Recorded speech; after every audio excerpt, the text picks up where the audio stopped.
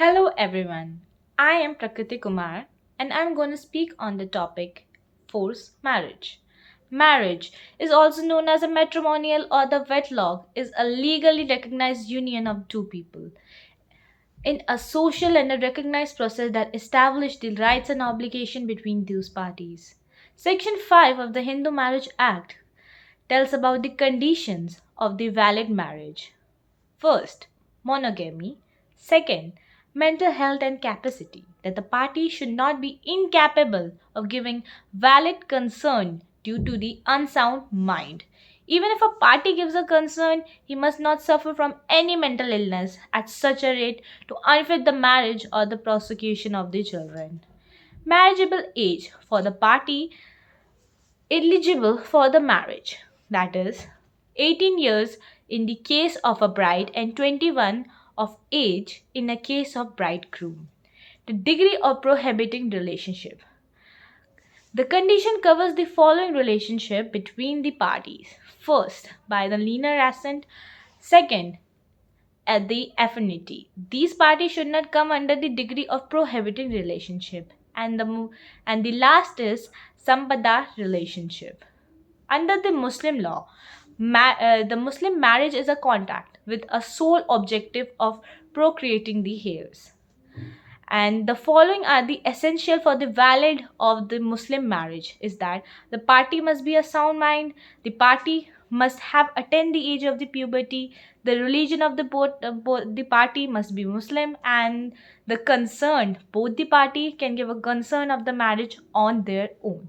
Even if one party is unsound mind, the concern can be given by his or her legal guardian. The concern must be willing without any fraud, coercion, or the mistake of a fact. Concern, which is covered under the Section 13 of Indian Contract Act. When a two party enters into a contract, they should be agreed upon the same thing in the same interest. That there should be a meeting of a mind between the two people. If there is no concern, and the meeting of the minds or material terms of the contract, then the contract will be considered as void. Section 14, which is the furtherness of the Section 13, defines the free concern which is not a result of the following, that is coercion under the Section 15, undue influence under the Section 16, fraud under the section of 17, and misrepresentation under the Section 18, mistake Section 20, 21, and 22. Section 19 of the IPC says that if a concern is given by a person under the fear of an injury or a misconception of a fact, if a person performing the act knows and has been believing that the concern has been given as a result of such fear and misconception. Every person has a right to life and the personal liberty, which has been guaranteed under the Article 21 of the Indian Constitution, which talks about that no person shall be derived from his or her life or the personal liberty. The Delhi High Court has considered the right to choose your life partner, which means that you have a right to choose your own life partner or with whom you can associate, and which is your fundamental right and integral part of the right to life. Under the case of Shafin Jahana versus Ashokan KM on 18 March 2018, which is famously known as Hadia case, this case has been termed as the right of the girl to marry her own choice, which was challenged by her parent in the Kerala High Court, where the apex court has overruled the decision of the High Court and allowed it Haidia to continue her studies in her college and to live with her husband.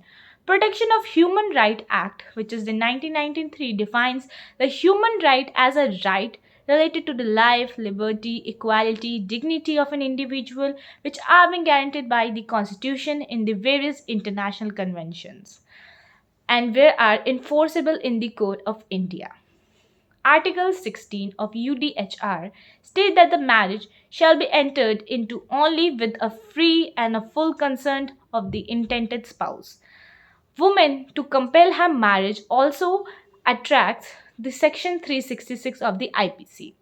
The law says that the validity of a marriage is only when both the party gives the free consent to the marriage. Even if a girl married under the force, there was no free consent that under 1 year she can file a suit for nullifying the marriage. First, a forced marriage is a violation of a human right and also gender violation. Forced marriage is also amount of coercion which have been discussed under the section 15 of Indian Contact Act. Civil law which are applicable to all the communities regarding the forced marriage in India, the Prohibition of the Children Marriage Act 2006, the Guardian War Act 1819, the Majority Act of 1875, the Family Code Act 1984, and the Protection of Women from the Domestic Violence Act 2005. Domestic violation, that is the Section 3A of PVDVA, Article 23 of International Convention on the Civil and Political Rights of 1966, also Section 366 of the IPC. The legal thing you can do if you are facing from the forced marriage is to contact the women's cell or of the local police station to register the complaint, and after that file a domestic violation complaint under the PWDW Act, and contact the National Commission of Women, contact your lawyer, sue for the annulment of the marriage in a district court or the family court. Family courts have been established to hear and to dispose such cases. The forced marriage unit comprised of officially said that the cases in 2019 was 65 cases of the forced marriage, which is like 5% of the total cases handled during the year, and the lowest was 2018 where there were 85 cases which was linked in the India. After achieving the liberty that the marriage of a person, still the things that they believe that a person can be well settled only if they are married and they have kids.